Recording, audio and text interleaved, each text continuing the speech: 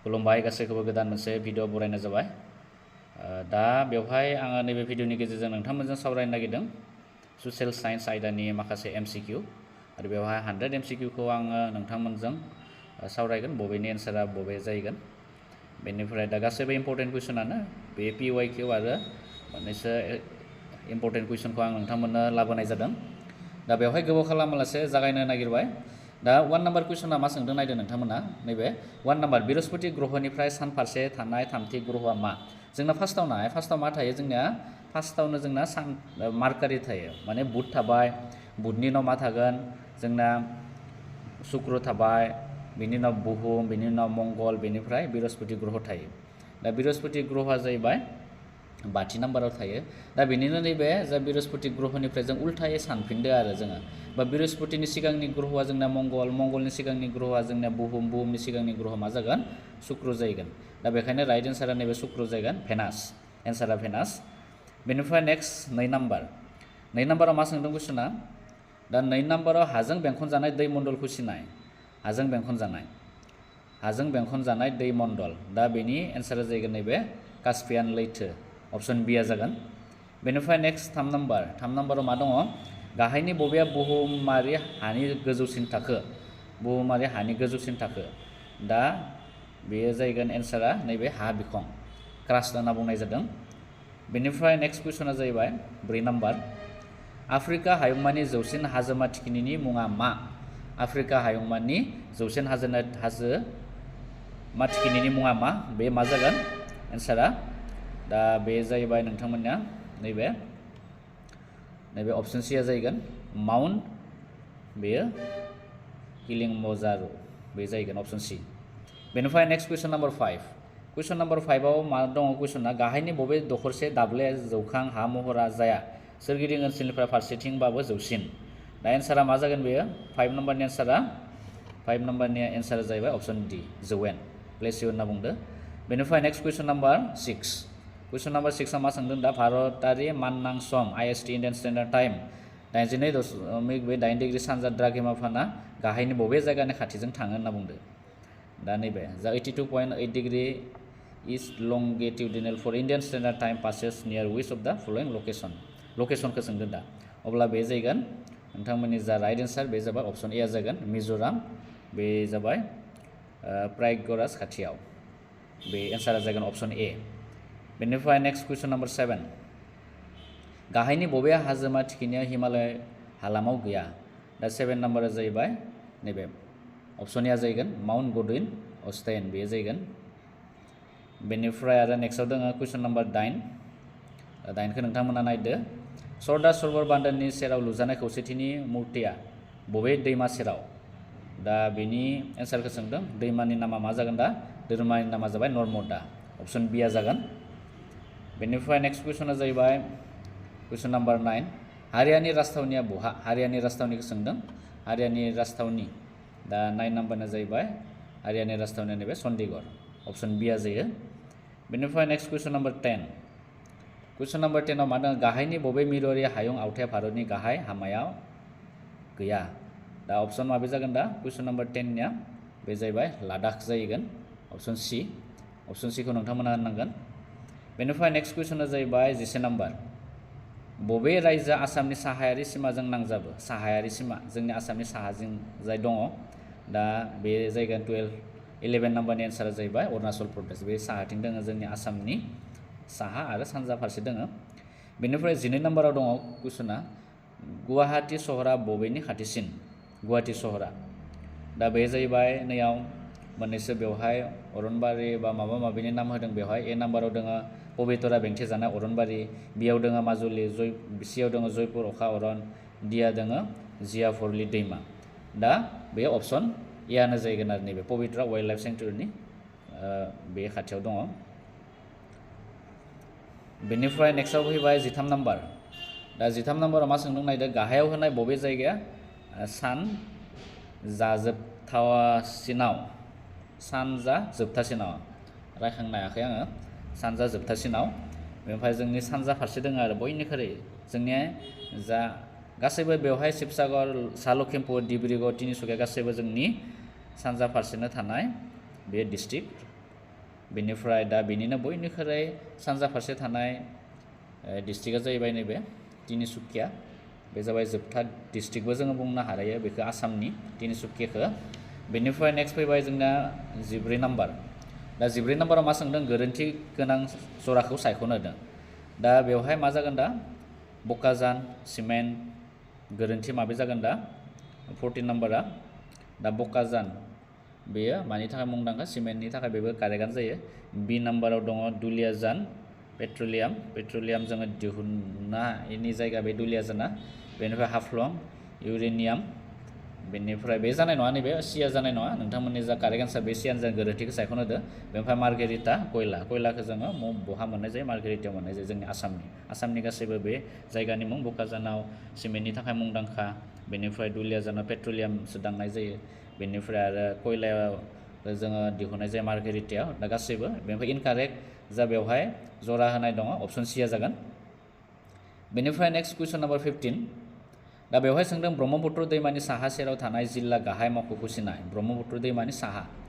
अब्ला बेवहाय अप्शनफोरा दङ धेमाजि बी नाम्बाराव जरहाट सियाव दङ नगाव बेनिफ्राय दङ बेवहाय डी नाम्बाराव सिलचर दङ दा बेनि राइट एन्सारा जागोन अप्शन ए बेनिफ्राय नेक्स्ट कुइसन नाम्बार 16 दा मानसि हारिया बबे धातुखौ सिगां बाहायजेनामोन मानसि माहारिया सिगाङो बयनिख्रुइ फार्स्ट टाइम माखौ बाहायजेनदोंमोन मानसिफोरा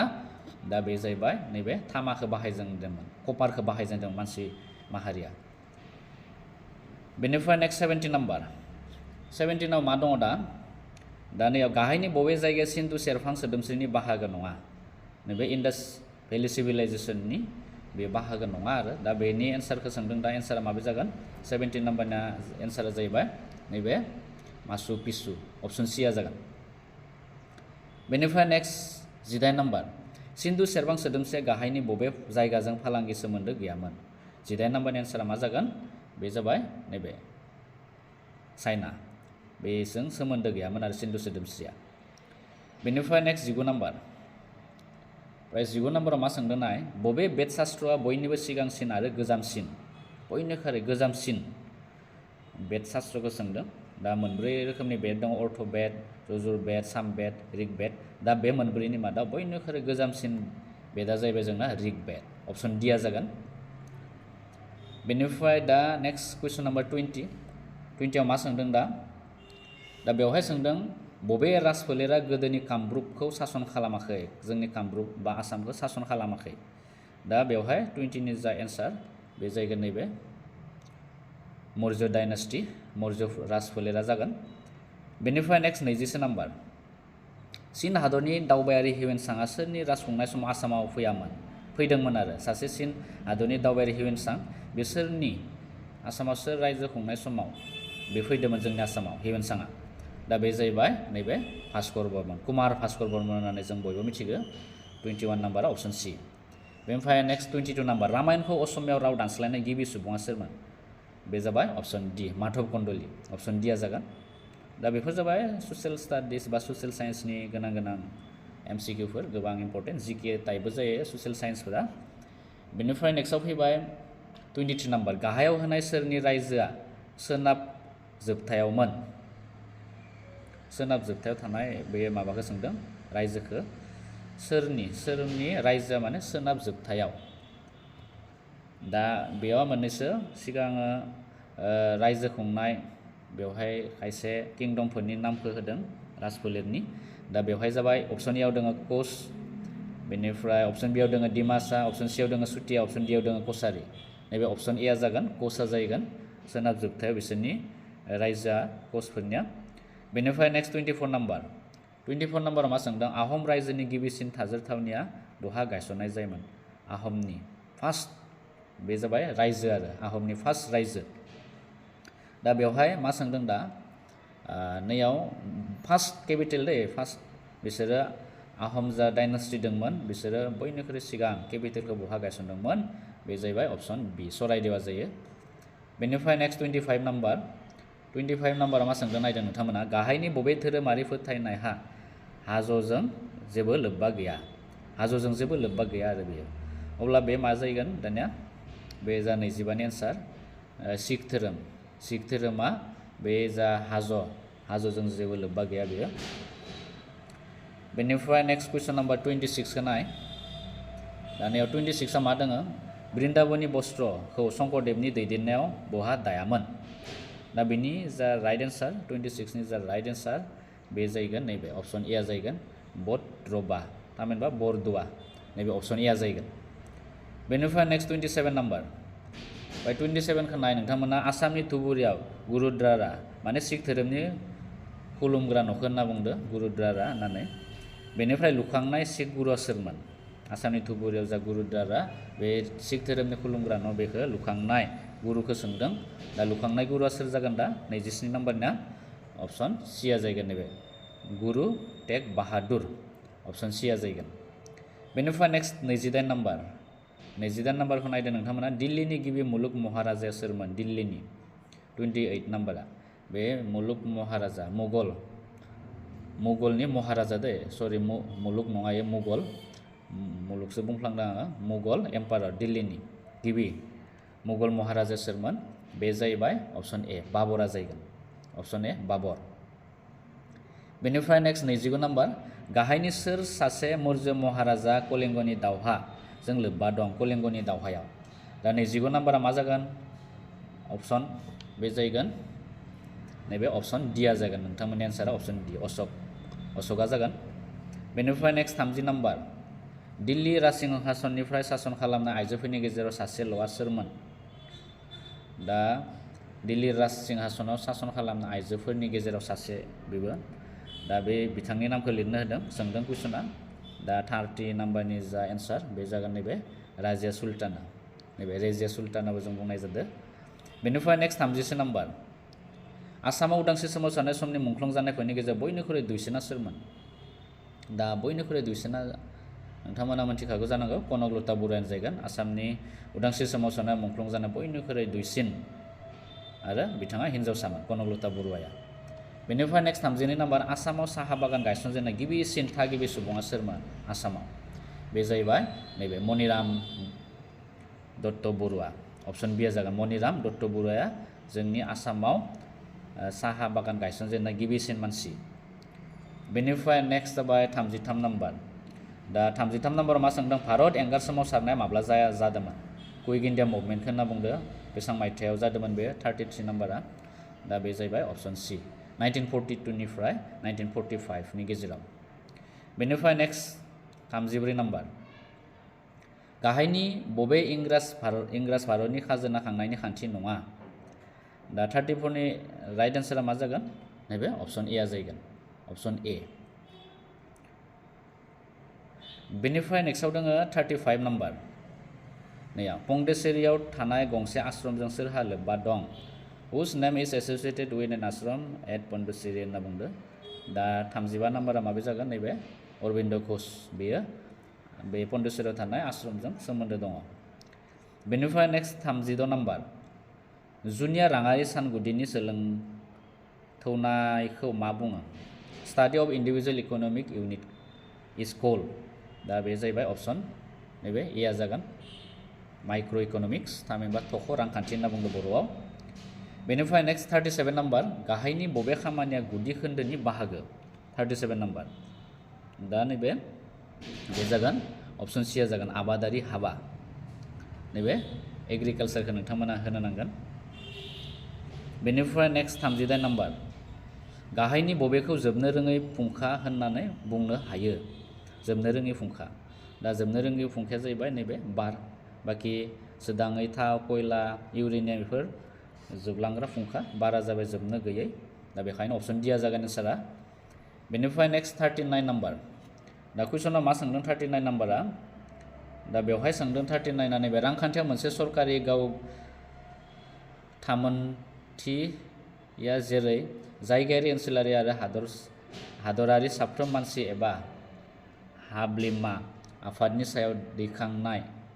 हरनाय बिथोन गोबां बिहोमाखौ बुङो माने कुइसनफोरा नाय नोंथांमोना दा नैबे आङो सिगांनि पेपारफोरनिफ्राय खायसे कुइसनफोरखौ लाना फैदों दा बे कुइसनफोराव मा नुनो मोन्दों जोङो खायसे माने बाथ्राफोरखौ एसे माने सेन्टेन्सफोरखौ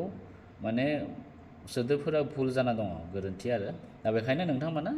बर'खौ जुदि हमस्लाबनो हायाबा इंराजि सेन्टेन्सखौनो नाय इंराजियाव गोरोन्थि थाया बर' नै आं फरायखांनो हायाखै खायफा खायफा सोदोबफोरखौ ज' दाजाबजोबना होदो दा नैयाव इन इक'नमिक्स ए मेन्डेटरि कन्ट्रिबिउसन लेभिड अन इन्डिभिजुअल अर कर्प'रेसन बाय ए गभार्नमेन्ट एन्टाइटि वेदार लकेल रिजनेल अर नेसनेल इज टार्म एस दा बे मा जागोन 39 नाम्बारनि एन्सारा नैबे बेयो जाहैगोन नैबे खाजोना टेक्स बेखौ टेक्स होनना बुंनाय जायो जोङो बेनिफ्राय नेक्स्ट 40 नाम्बारखौ नाय नैबे भारतारि रिजार्भ बेंकखौ बबे थाखोआव दोननो हायो बबे थाखोआव दोननो हागोन दा बेखौ हायुं रां फसंथान public sector bank payment bank schedule bank central bank दा जोंनि जा रिजार्भ बेंक बेयो मायाव गोग्लैयो सेन्ट्रेल बेंक एबा मिरु बेंकआव गोग्लैयो बेनिफ्राय नेक्स्ट 41 नाम्बार आथिखालाव भारतनि खावरि आदबा देशाव सोनारो खावरि आदबा मायाव सोनारगोन दा जोंनि भारतनि जा खावरि आदब बेयो अपसना बबे जागोन दा 41 नाम्बारनिया दा बे जाहैगोन दा present monetary system in India is based on दा 40 नाम्बारा नैबे बिया जागोन इनकनभार्टिबल पेपार कारेन्सि स्टेन्डार्ड गुस्लायथावै रां बिलाइ मान बेनिफ्राय नेक्स्ट 42 नाम्बार 42 नाम्बारखौ नायदो नोंथांमोना बबेबा मोनसे रांखान्थियारि खामानि मावहोग्रा बाहायनायनि जाहोनाव बे गुबुन मोनसेनि फिथाइ मोनफुंनायाव गोहोम खोख्लैयो बे बुंथिखौ मिथिहोनायाव मा मोनसेल' थाव सोदोब बाहायनाय जायो दा 42 नि जा राइट एन्सार बे जायगोन नैबे सिया जागोन सानजाबग्रा ससन जाफुंग्रा माल्टिप्लायार होनना बुंनाय जादों अपसन सिया जागोन एन्सारा नैबे बेनिफ्राय नेक्स्ट 43 नाम्बार 43 नाम्बाराव मा दङ नाय गाहायनि बबेखौ भारतनि गामियारि नोगोरारि दावबायसननि गोग्गोम जाहोन होनना हमो दा बेनि इंराजियाव मा सोंदों which of the following is considered as the major reason for rural urban migration in India दा 43 नाम्बारनि एन्सारा जाहैबाय नैबे ए नाम्बार आनएमप्लयमेन्ट बे जायगोन नेक्स्ट 44 नाम्बार मुलुग फालांगि बिफाननि इउटिअ गाहाय मावख'आ बहा दा बे जाबाय निउयर्कआव दङ बे जाहैबाय मिउनिक बा जार्मानि बर' सोदोबफोरा गोबां गोरोन्थि जाना दङ बेखायनो फरायखांनोनो हायाखै गावनि बर' रावखौनो फरायखांनो हायाखै बेनिफ्राय नैयाव इंराजिखौ नायदों नोंथांमोना वेर इज द हेडक्वार्टार अफ द वर्ल्ड ट्रेड अर्गेनाइजेसन WTO लकेटेड ए नाम्बाराव दं निउयर्क USA नैबे जाबाय मिउनिक दोङो जार्मानि बेनिफ्राय नैबे कुआला लामपुर बेनिफ्राय मालायेसिया बेनिफ्राय जेनेभा दङ सुइजारलेण्ड माबे जागोन एन्सारा दा 44 नाम्बारनि एन्सारा नैबे WTO नि जा हेडक्वार्टार बे जाबाय जेनेभायाव दङ जेनेभा सुइजारलेण्डआव दङ दा बेनि जा राइट एन्सार नैबे अपसन डिया जागोन बेनिफ्राय नैबे 45 नाम्बारखौ नाय गाहायनि बबेखौ राङारि मायथाइ होनना हमो जोंनि भारतआव दे नैबे which of the following is considered as fiscal year in India नियाव भारतआनो थालांदो बर'आव बुंनो थांब्ला बा नै इंराजियाव इन इन्डिया बाथ्राखौ होनाय जादों इयाव बबे माने इन्डियानि भारतनि बाथ्राखौनो बेवहाय बर'आव बुंनाय जायाखै दा बेखायनो कुइसन पेपार जायफोर बानायो बेफोर टेटनि बा गुबुन गुबुन एग्जामफोरनि बिथांमोना पेपारफोरखौ बर' पेपारफोरखौ एसे नायफिननानै कारेक्सन खालामनांगो माने खेबसेजोंनो प्रिन्ट खालामखानाङा डाइरेक्ट खनसे नायफिननांगौ आरो फाइनालनि उनावसो प्रिन्ट खालामनांगो गोबां गोरोन्थि थायो दा जाउनाव माने जायफोर बर' मिडियामजों फरायना थांनाय गोबां उसुबिदा मोनो आरो इंराजि बुजि हास्लाबाबा एसे उसुबिदानो मोनो बेखायनो कुइसन पेपारखौ एसे मोजाङै दाननो नाजायोबा मोजां जों बर' फरायसाफोरनि थाखायनो गोबां हेफाजाब जायो बेनिफ्राय दा नैयाव 45 नाम्बारनि जा एन्सार बे जायगोन नैबे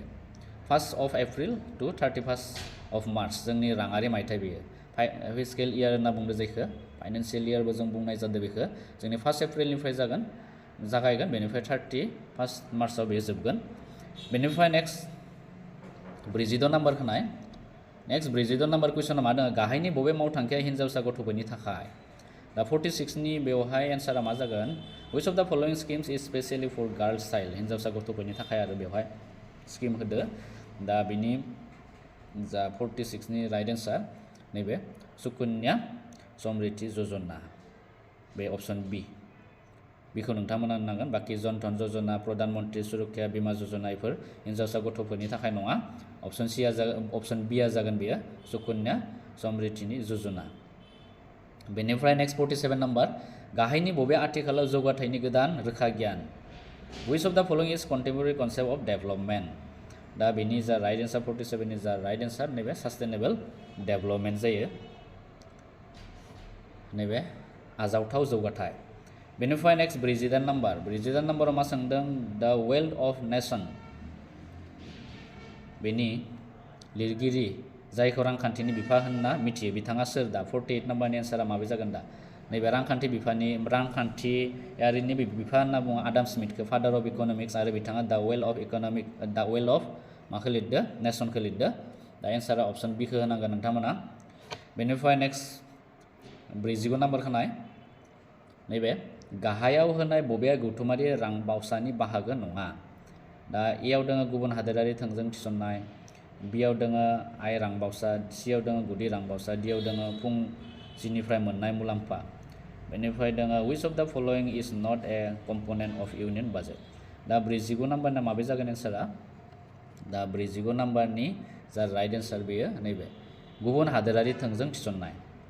फरेन डाइरेक्ट इनभेस्टमेन्ट बेयो जाहैगोन नैबे अप्शन ए जाहैगोन बेनिफ्राय नेक्स्ट 50 नाम्बार नीति आयोगनि आफादगिरिया सोर नीति आयोगनि आफादगिरि इम्पर्टेन्ट कुइसन बे फैबाय थायो आरो जायखिजाया नट अनलि टेट बे जायखिजाया एडिआरइ ग्रेड 4 ग्रेड 3 बायदि बायदि एग्जामफोराव फैबाय थायो बेफोरो नीति आयोगनि आफादगिरिया सोर दा 50 नाम्बारनि जा राइट एन्सार बे जाहैबाय भारतनि नैबे गुदि मन्थ्रि गुदि मन्थ्रि बुङो नामा बेखौ गाहाय मन्थ्रि जानांगौ बे भारतनि गाहाय मन्थ्रि the prime minister of India बे जागोन 50 नाम्बारनि जा राइट एन्सार बे जाहैबाय अप्शन डि जायफोर ट्रेन्सलेटर